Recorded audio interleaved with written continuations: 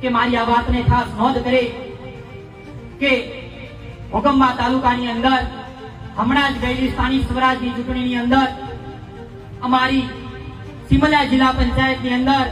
આદિવાસી અનામત સીટ હતી, જ્યાં અમુક રાજકીય આગેવાનોએ અને ખાસ કરીને કાલોના ફતેહસિંહ ચૌહાણને કહેવા માંગુ છું કે ભાઈ તમે અમારા અસલી આદિવાસી સમાજ સાથે અન્યાય કર્યો છે અને ખોટા સર્ટિફિકેટ વાળા આદિવાસી સમાજના ગેર આદિવાસીને તમે ટિકિટ આપીને તેને જીતાડ્યો છે। ત્યારે અમારા ત્યાંના સ્થાનિક આગેવાનો વિશ્લેષણ સમિતિમાં કાયદાકીય પ્રોસેસથી લડી રહ્યા છો, પણ જે દિવસે અમારા જિલ્લા પંચાયત સિમલા જિલ્લા પંચાયતના આગેવાનો અમને કહેશે કે અમારા સાથે ખોટું થયું છે, તે દિવસે યાદ રાખજો હજારીની સંખ્યાની અંદર રોડ પર ઉતરીશું, તમારી તાલુકા પંચાયત અને તમારી જિલ્લા પંચાયતનો ઘેરાવો કરીશું અને તે દિવસે અમે જિલ્લા પંચાયત સદસ્યનું તમે રાજીનામું માંગશો, સાથે સાથે ફતેહસિંહ ચૌહાણ પણ સાંભળી લે, તમારું પણ અમે રાજીનામું માંગીશું। અહીંયા ઘણા યુવાનો ઘણા આગેવાનો અહીંયા આવ્યા છે, તારે મેં અમને પ્રશ્ન પૂછવા માંગુ છું કે પાર્ટીના ઝંડા લઈને ફરવાથી, ગળામાં ખેસ પહેરવાથી શું આપણા સમાજની આપણે તસવીર બદલી શકીએ એમ છે?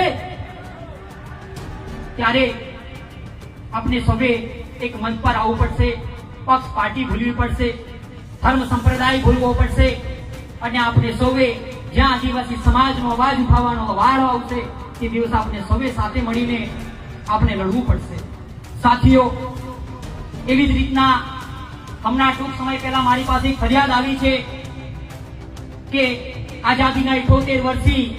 આપનું રામેસરા ગામ આઝાદીના 78 વર્ષોથી રોડથી વંચિત છે, ત્યારે હમણાં જ રોડ પાસ થયો છે, ત્યારે કેટલાક નેતાઓ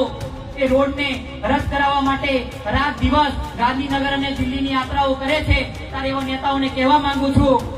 કે અમારો રોડ તાત્કાલિક ધોરણે બનાવવામાં આવે, જો નથી બનાવવામાં આવતો તો અમે ફરીથી તાલુકા પંચાયતનો ઘેરાવો કરીશું અને ત્યાંના સ્થાનિક તાલુકા પંચાયત સદસ્ય,